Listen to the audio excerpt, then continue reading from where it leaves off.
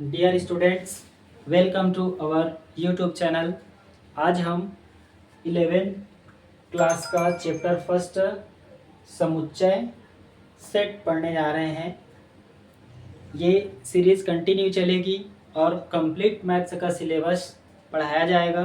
तो आप अपने एग्ज़ाम में अच्छे मार्क्स पाने के लिए हमसे जुड़े रहेंगे। चलिए शुरू करते हैं। समुच्चय। तो समुच्चय क्या है? हम एक वर्ड से परिचित हैं, समूह। ये समुच्चय भी एक प्रकार का समूह ही है, बस दोनों में थोड़ा सा अंतर है। समूह का मतलब क्या होता है? समूह मतलब जैसे सम संख्याओं का समूह 2, 4, 6, या फिर अच्छे खिलाड़ियों का समूह, या फिर केलों का समूह, किसी भी वस्तु का समूह, ये सब इससे परिचित हैं। आज हम परिचित होएंगे समुच्चय से, या जिसको हम इंग्लिश में सेट बोलते हैं। दोनों में थोड़ा सा अंतर है। हम यहाँ पर क्या करेंगे, ये भी वस्तुओं का समूह ही है, वस्तुओं का संग्रह ही है। बस इसमें थोड़ा सा अंतर है। इसमें हम ऐड करेंगे दो टर्म। एक, वस्तु अलग अलग होना चाहिए, अलग अलग, जिसको इंग्लिश में बोलते हैं डिस्टिंक्ट। डिस्टिंक्ट या अलग अलग वस्तुओं का संग्रह। एक और चीज इसमें हमको रखना है, ध्यान रखना है। क्या ध्यान रखना है? वस्तु जो है वो सुपरिभाषित होनी चाहिए। सुपरिभाषित मतलब उसका एक निश्चित परिभाषा होना चाहिए। ठीक है? जैसे देखिए, अगर हम बोलें कि 2, 4, 6 डैश डैश डैश ये सम संख्याओं का संग्रह है, तो सम संख्याएं सुपरिभाषित हैं। वे संख्याएं जो 2 से विभाज्य होती है, वे क्या है? सम संख्याएं हैं। तो सम संख्याओं का जो संग्रह है उसे हम बोल सकते हैं समुच्चय। क्यों? कि वस्तुओं का संग्रह क्या कहलाता है? समुच्चय कहलाता है। तो ये वस्तुओं का संग्रह 2, 4, 6 अंकों का संग्रह, और ये सुपरिभाषित है। सम संख्या परिभाषित है, और दूसरा अलग अलग 2, 4, 6 सब अलग अलग है। तो हम इसको क्या बोल सकते हैं? एक प्रकार का सेट बोल सकते हैं। इसको सपोज सेट ए, इसको मैं डिनोट कर रहा हूँ। इसको डिनोट करने के लिए हम एक ब्रैकेट उपयोग करते हैं इस प्रकार से। ठीक है?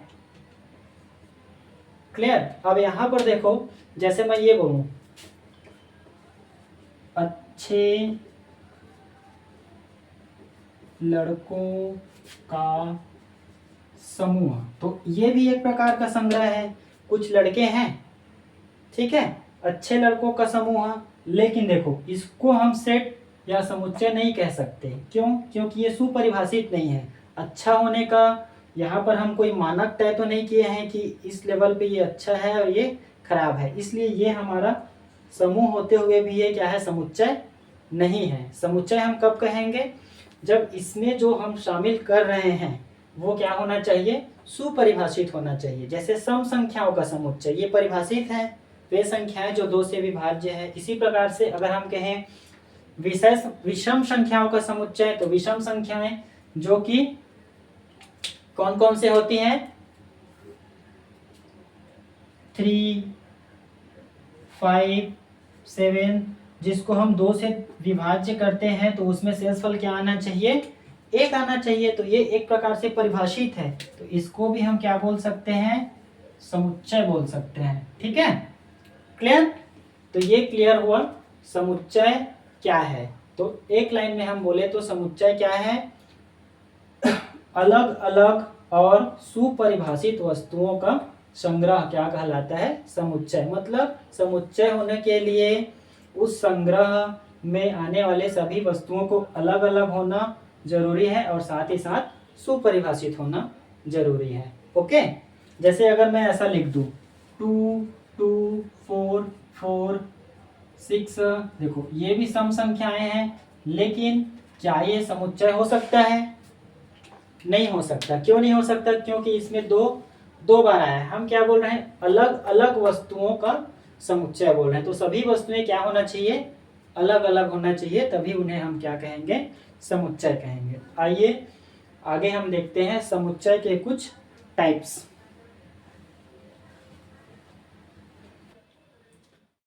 समुच्चय को हम किस प्रकार से निरूपित करेंगे? Representation of set. देखिए, इसको हम दो तरीके से रिप्रेजेंट कर सकते हैं, एक टेबुलर फॉर्म में और दूसरा रूल फॉर्म में, जिसको हिंदी में हम बोलते हैं सारणीबद्ध तरीके से, और दूसरा निर्माण रूप से। कहने का मतलब देखो, टेबुलर फॉर्म में एक सारणी के रूप में जो भी अवयव है हमारे समुच्चय का, अवयव कहने का मतलब उसमें जितने भी वस्तु को संग्रहित किया जाता है। जैसे देखो, मान लो मैं एक सेट बना रहा हूँ 2 4 6 8, ये 4 एलिमेंट हैं। इसको हम हिंदी में बोलते हैं अवयव। देखिए, यहाँ पर हम कुछ संकेत बता रहे हैं। एक संकेत होता है इस प्रकार से, इसको हम पढ़ते हैं एप्सिलॉन।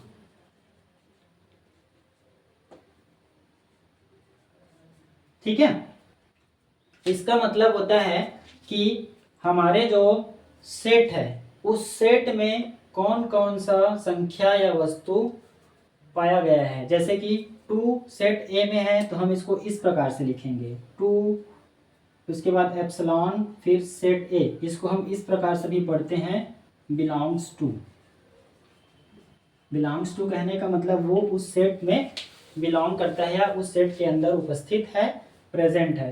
देखो, हम ऐसा लिख रहे हैं 2 एप्सिलॉन ए, या इसको हम पढ़ेंगे 2 बिलोंग्स टू ए। इसका मतलब सेट ए में 2 उपस्थित है। ठीक है, इस प्रकार से इसको हम लोग एप्सिलॉन के द्वारा क्या करते हैं? अवयव को उसमें प्रेजेंट है या नहीं उसको बताते हैं। यहाँ पर हम देखो, अगर 3 एप्सिलॉन ए कहेंगे तो ये सही है कि गलत है? क्या इस समुच्चय में 3 उपस्थित है? नहीं है, तो हम ऐसा नहीं कह सकते हैं कि 3 एप्सिलॉन ए या 3 बिलोंग्स टू ए। इसके लिए हम यूज करेंगे, एप्सिलॉन को ऐसे काटेंगे, that means 3 does not belongs to A. इसको हम इस रूप में पढ़ते हैं, 3 does not belongs to A. कहने का मतलब 3 हमारे इस सेट में उपलब्ध नहीं है या उपस्थित नहीं है। उपस्थित है, इसके लिए हम इसका उपयोग करेंगे 2 बिलोंग्स टू ए। 2 प्रेजेंट है, 4 प्रेजेंट है तो 4 बिलोंग्स टू ए। ठीक है, अगर 5 इसमें प्रेजेंट नहीं है तो 5 does not belongs to A. Clear? अब देखो, ये जो तरीका है जिसमें हम सेट के सभी अवयव को लिख दिए हैं, ये हमारा होता है टेबुलर फॉर्म में लिखने का तरीका। जैसे एक और सेट लेता हूँ, suppose set B. Set B में मैं ले रहा हूँ ए, ई, आई, ओ और यू। ठीक है, तो ये एक सेट हुआ जिसमें हमारे अंग्रेजी वर्णमाला के कुछ अक्षर ए, ई, आई, ओ और यू हैं, जो कि एक्चुअल में क्या है? अंग्रेजी वर्णमाला के स्वर हैं। ओके, अब देखो, अगर इन्हीं सेट को मैं इस रूप में प्रदर्शित करना चाहूँ या रिप्रेजेंट करना चाहूँ, देखो एक तो ये तरीका हुआ जिसमें सेट के सभी अवयवों को सारणी के रूप में हम लिख दिए। दूसरा तरीका ये होगा कि हम इसको ऐसे लिख सकते हैं, b इज इक्वल्स टू, यहाँ पर मैं x लिखूंगा। x मतलब वे सभी अवयव।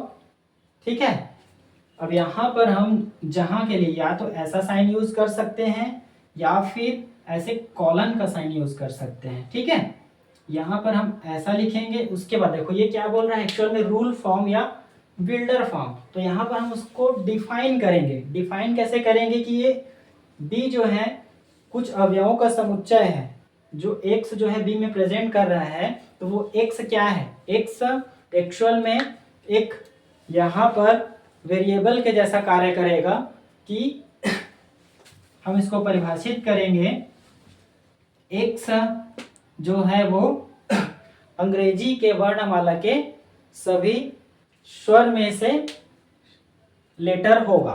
ठीक है, ठीक है, जहां, इसको हम ऐसा भी लिख सकते हैं, जहां एक्स अंग्रेजी वर्णमाला के स्वर है।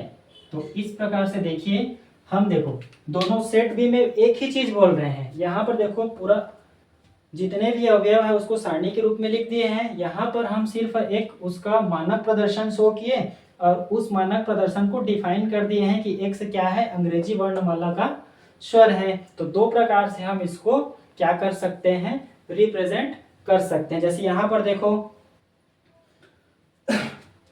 2 4 6 8 है, इसको भी हम प्रेजेंट कर सकते हैं इस फॉर्म में। ठीक है, इस प्रकार से हम दो तरीके से समुच्चय को प्रेजेंट कर सकते हैं।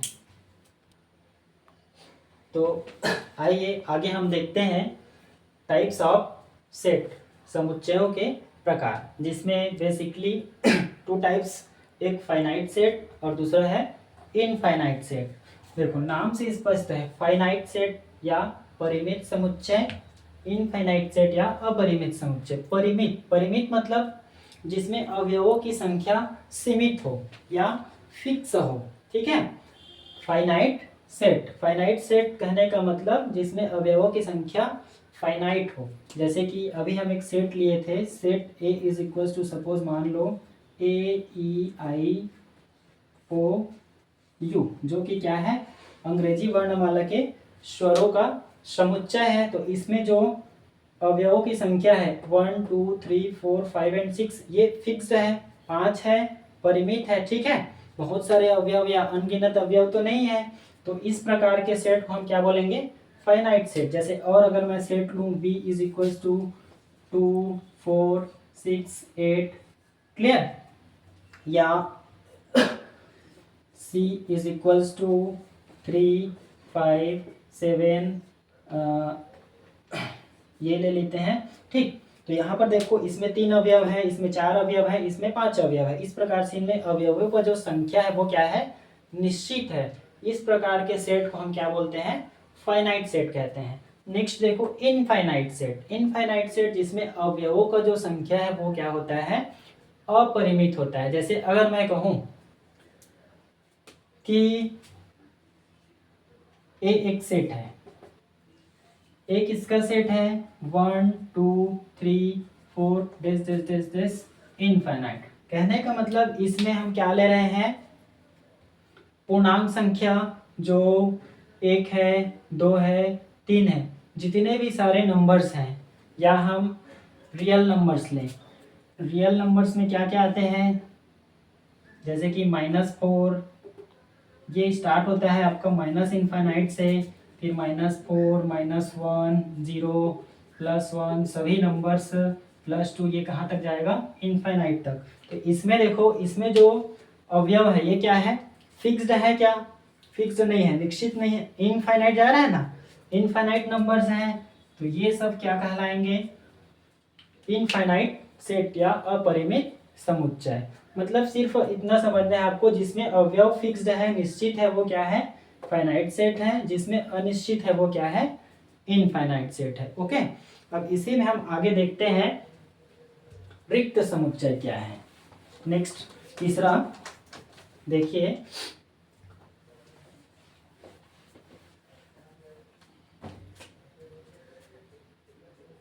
जिसको हम बोलते हैं एम्प्टी सेट या रिक्त समुच्चय। ओके, तो रिक्त समुच्चय क्या है, उन अवयवों का समुच्चय जिसमें एक्चुअल में वो अवयव प्रेजेंट ही नहीं है। कहने का मतलब ऐसा समुच्चय जिसमें कोई भी अवयव प्रेजेंट नहीं है, इसको बोलते हैं रिक्त समुच्चय। इसको जनरली हम डिनोट करते हैं इस साइन से, जिसको सामान्यतः 5 पढ़ दिया जाता है, बट एम्प्टी सेट के लिए वो एम्प्टी सेट के रिस्पेक्ट में ये 5 नहीं है। ठीक है, ये रिक्त समुच्चय का ही साइन है। ठीक है, तो यहाँ पर हम ऐसा बोलेंगे, जैसे अगर मैं आपको ये बोलूं 2 से छोटी सम संख्या a is equal to x, जहां x क्या है, x क्या है, 2 से छोटी सम संख्याओं तो यहाँ पर हम देख रहे हैं रिक्त समुच्चय। तो आप लोग ने देखा कि रिक्त समुच्चय ऐसा समुच्चय जिसमें एक भी अवयव नहीं है। तो देखो हम क्या देख रहे हैं, एक समुच्चय A is equal to x, जहाँ पे x क्या है, 2 से छोटी सम संख्या। तो आप मेरे को बताओ 2 से छोटी कोई सम संख्या होती है क्या? नहीं होती है। तो इस सेट के अंदर कोई भी अवयव आएगा क्या? नहीं आएगा। ये पूर्ण रूप से क्या रहेगा, रिक्त रहेगा। तो ऐसे समुच्चय को हम बोलते हैं रिक्त समुच्चय, जिसको हम डिनोट करते हैं किससे, फाई से। या फिर इसको हम ऐसा भी लिख सकते हैं, ब्रैकेट लगा के बीच को आप खाली छोड़ दो, ठीक है। और आपको एग्जांपल मिल जाएंगे, जैसे कि अगर हम ये बोलें उड़ने वाली पक्षी, तो उड़ने वाली पक्षी का कोई अवयव मिलेगा क्या आपको? नहीं मिलेगा। तो इस प्रकार से जिसको हम कल्पना करेंगे वो सब क्या है, हमारा एम्प्टी सेट है। क्लियर? अब देखियो इसमें आगे हम देखेंगे।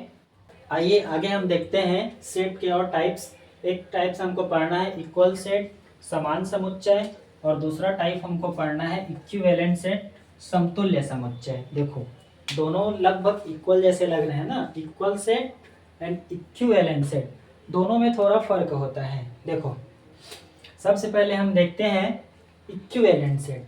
तो एक सेट मैं ले रहा हूँ ए, जो अभी हम पढ़े थे, ए ई और आई ओ यू। ये क्या है, अंग्रेजी वर्णमाला के स्वरों का सेट है ये, ठीक है। अब एक दूसरा सेट मैं ले रहा हूँ B is equals to suppose 3 5 7 9 11। देखो इन दोनों सेट में आप देखो ए में जितना अवयव है, ए में कितने अवयव है, टोटल 5 अवयव है। ए में कितने अवयव हैं, 5 अवयव हैं। बी में कितने एलिमेंट हैं, 1 2 3 4 एंड 5। बी में कितने अवयव हैं, 5 अवयव हैं, ठीक है। ए में भी 5 अवयव है, बी में भी 5 अवयव है। एक और लेता हूं मैं सी, 3 4 5 7। देखिए यहां पर देखिए सी में कितने अवयव हैं, 4, ठीक है। सी में कितने अवयव हैं, 4 अवयव हैं। ए में 5 है, बी में 5 है, सी में 4 है। तो आप देखोगे कि ए और बी में अवयवों की संख्या क्या है, समान है। तो हम बोल सकते हैं ए और बी क्या है, इक्विवेलेंट सेट है, ठीक है। कहने का मतलब उन सेट को हम इक्विवेलेंट सेट बोलते हैं जिनमें नंबर ऑफ एलिमेंट्स क्या होता है, बराबर होता है, अवयवों की संख्या बराबर होता है। इसको हम इस प्रकार से डिनोट करते हैं, ए इक्विवेलेंट बी। कहने का मतलब ऐसे, ए इक्विवेलेंट बी, लेकिन इक्विवेलेंट नहीं है सी, क्योंकि सी में अवयवों की संख्या 4 है, जो कि बी में अवयवों की संख्या के बराबर नहीं है। ये क्लियर हुआ। इक्विवेलेंट सेट, उन दो सेट को हम इक्विवेलेंट सेट कहेंगे जिनके अवयवों की संख्या आपस में बराबर हो। ओके, नेक्स्ट देखो इक्वल सेट क्या है। इक्वल सेट में अवयवों की संख्या भी बराबर होना चाहिए और साथ ही साथ पूरा अवयव भी बराबर होना चाहिए। कहने का मतलब अगर सेट ए है, ए ई आई ओ और यू, ठीक है। तो अगर सेट बी है, सपोज 2 4 6 8 10, देखो इसमें नंबर ऑफ एलिमेंट्स कितने हैं, 5 हैं। इसमें नंबर ऑफ कितने हैं, 1 2 3 4 एंड 5। इसमें भी नंबर ऑफ एलिमेंट्स कितने हैं, 5 है। दोनों में अवयवों की संख्या क्या है, बराबर है। तो क्या इसे हम इक्वल सेट कहेंगे, नहीं कहेंगे, इसको हम कहेंगे इक्विवेलेंट सेट। ए और बी क्या है, इक्विवेलेंट सेट है, लेकिन ये इक्वल सेट नहीं है, क्योंकि अवयवों की संख्या बराबर होने से इक्वल सेट नहीं होता है। अगर मैं तीसरा सेट लूं सी और मैं लिखूं ए ई आई ओ यू, अब देखो ए और सी में, ए में भी 5 एलिमेंट्स हैं, सी में भी 5 एलिमेंट्स हैं, और ए में ए है, सी में भी ए है, ई है, ई है। मतलब जितने एलिमेंट्स आपको ए में दिखेंगे वे सभी एलिमेंट्स सी में भी होने चाहिए, ठीक है। दोनों में अवयवों की संख्या भी बराबर हो और अवयव भी समान हो। इस प्रकार के सेट को हम क्या बोलते हैं, इक्वल सेट। तो हम ए इक्वल्स सी ऐसा लिखते हैं इसको, ठीक है। लेकिन ए इक्वल बी नहीं है, ओके। ए इक्वल बी नहीं है। हाँ हम बोल सकते हैं ए इक्विवेलेंट है बी के। ओके, तो ये हुआ दो प्रकार, इक्वल सेट और इक्विवेलेंट सेट। जिसमें नंबर ऑफ एलिमेंट्स बराबर हो वो इक्विवेलेंट सेट है, और जिसमें एलिमेंट्स ए में जो भी एलिमेंट्स पाया जाएगा वो दूसरे सेट में भी पाया जाए तो वो उसका क्या कहलाएगा, इक्वल सेट कहलाएगा। ओके, अब आगे हम देखते हैं एक और सेट। आगे हम देखेंगे नेक्स्ट टाइप ऑफ सेट। इसमें हम देखेंगे सिंगलटन सेट, जिसको हिंदी में हम एकल समुच्चय भी कहते हैं। देखो नाम से स्पष्ट है, सिंगलटन कहने का मतलब इसमें केवल एक ही अवयव होगा। ये एक सेट है, इसमें कोई भी एक अवयव, सपोज 5, एक ही अवयव है तो ये एक सिंगलटन सेट है। अगर एक दूसरा सेट ले लेता हूँ भी जिसमें 5 भी है और 6 भी है, इसमें 2 एलिमेंट आ गया ना, तो ये हमारा सिंगलटन सेट नहीं है। मतलब कहने का मतलब वे सभी सेट जिसमें नंबर्स ऑफ एलिमेंट कितना होना चाहिए, सिर्फ एक हो।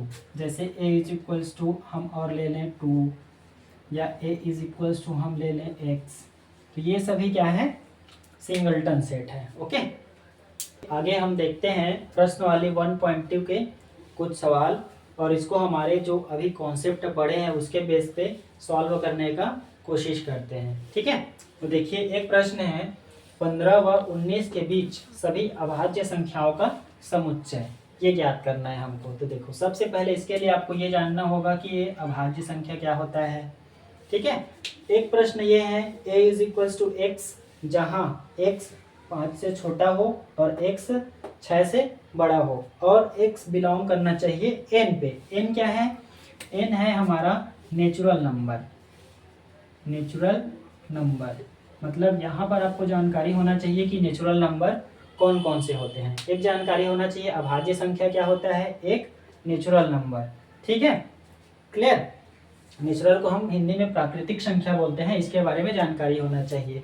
नेचुरल नंबर, अभाज्य संख्या जिसको इंग्लिश में हम प्राइम नंबर बोलते हैं,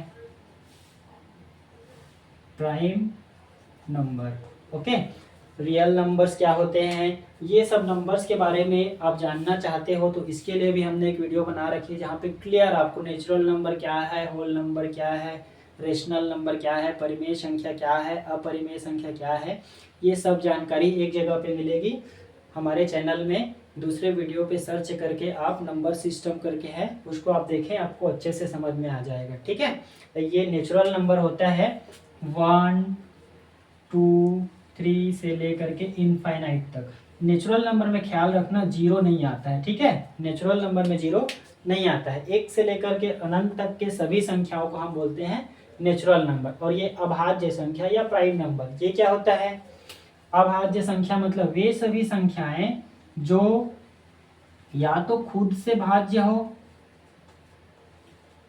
या फिर 1 से भाज्य हो, उसके अलावा अन्य किसी नंबर से भाज्य ना हो। कहने का मतलब देखो 7 किस किस से भाज्य हो सकता है, 7 1 से भाज्य हो सकता है और खुद 7 से भाज्य हो सकता है। उसके अलावा किसी और दूसरे नंबर से 7 भाज्य हो सकता है क्या, नहीं हो सकता है। इसलिए 7 एक क्या है, प्राइम नंबर है, अभाज्य संख्या है। अगर हम 6 को लें तो 6 1 से भी भाज्य होगा, 6 से भी होगा और 2 से भी होगा और 3 से भी होगा। तो ये हमारा प्राइम नंबर नहीं है, ये हमारा भाज्य संख्या है, अभाज्य संख्या नहीं है। कहने का मतलब वे सभी संख्याएं जो या तो खुद से भाज्य हो या तो 1 से, वो क्या है, हमारा प्राइम नंबर या अभाज्य संख्या है। तो यहाँ पर हम 15 और 19 के बीच अभाज्य संख्याओं का समुच्चय बनाएंगे। ठीक, तो इसको मैं मान लेता हूँ ए एक सेट है, या सपोज सी मान लेता हूँ, सी एक सेट है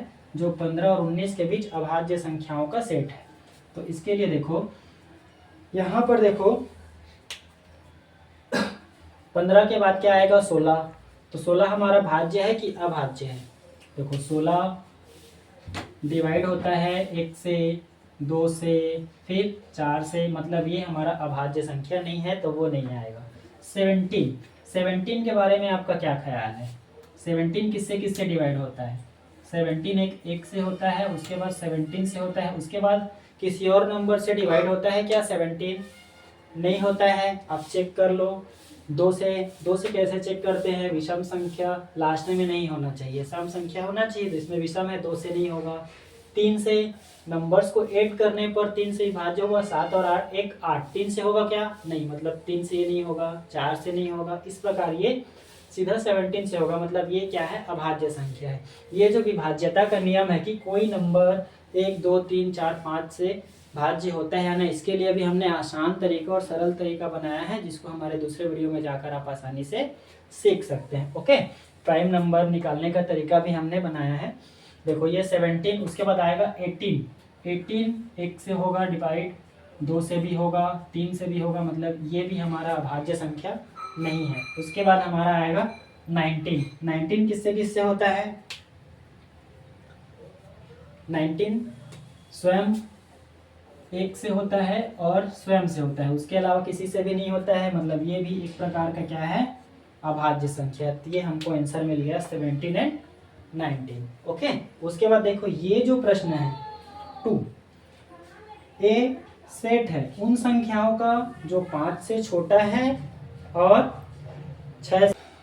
आइए दूसरा प्रश्न को सॉल्व करते हैं। देखिए दूसरा प्रश्न में क्या बोला जा रहा है, सेट ए एक्स, जहाँ पे x 5 से छोटा है और 6 से बड़ा है और साथ ही साथ नेचुरल नंबर है। तो देखो नेचुरल नंबर क्या क्या होते हैं, नेचुरल नंबर 1 होता है, 2 होता है, 3 होता है, 4 होता है, इस प्रकार से बहुत सारे नेचुरल नंबर होते हैं। तो अगर हम देखें सेट को, यदि हम देखो ये जो लिखा हुआ है आपका, ये एक किस फॉर्म में लिखा हुआ है, ये लिखा हुआ है हमारा बिल्डर फॉर्म में, ठीक है, या रूल फॉर्म में, जहाँ पर हम डिफाइन किए हैं। इसको अगर हम सारणीबद्ध रूप में लिखें, टेबुलर फॉर्म में लिखें, तो देखो 5 से छोटा और 6 से बड़ा कितनी नंबर है जो नेचुरल नंबर है, तो एक क्या है, एक नेचुरल नंबर है जो कि 5 से छोटा है, ठीक है।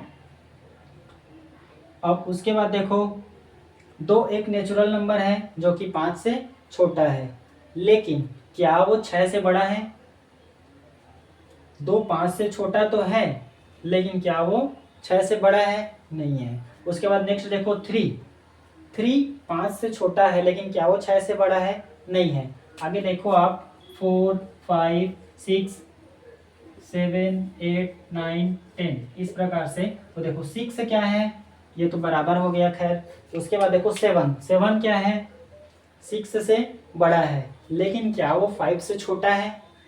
8 क्या है, 6 से बड़ा है, लेकिन क्या वो 5 से छोटा है, नहीं है। तो ये सभी नंबर हमारे सेट में नहीं आ रहे हैं, इसमें से कोई भी नंबर हमारे सेट में नहीं आ रहा है। आप सभी नंबर को चेक कीजिए, जैसे 10 6 से बड़ा है, लेकिन वो 5 से छोटा नहीं है, तो हमारे सेट में नहीं आएगा। हमारे सेट में कौन आएगा, जो 5 से छोटा भी हो और 6 से बड़ा भी होगा। देखो ये वाला डायरेक्शन हमारा 5 से छोटा सभी संख्या का है, ये वाला डायरेक्शन 5 से बड़ा सभी संख्या का है, और हमको क्या लेना है, वे सभी संख्याएं जो 5 से छोटा भी हो और 5 से बड़ा भी हो। तो दोनों तो नहीं हो सकता, ठीक है। ठीक इस प्रकार इस सेट में हमें कुछ भी नहीं मिलेगा। तो ये एक प्रकार का कौन सा सेट है, रिक्त सेट है, ठीक है, एम्प्टी सेट है, रिक्त समुच्चय है। आइए तीसरा प्रश्न देखते हैं।